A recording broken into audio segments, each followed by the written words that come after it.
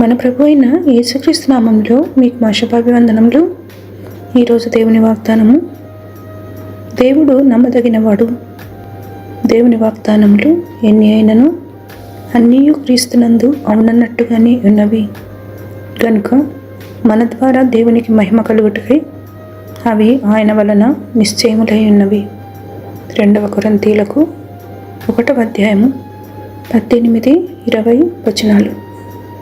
God is faithful, for no matter how many promises God has made, they are yes in Christ, and so through him the Amen is spoken by us to the glory of God. 2 Corinthians chapter 1 verses 18 and 20. ప్రార్థన.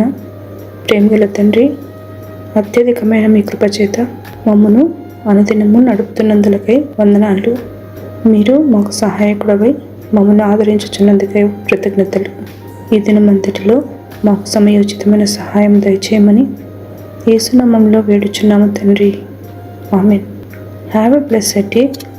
God bless you.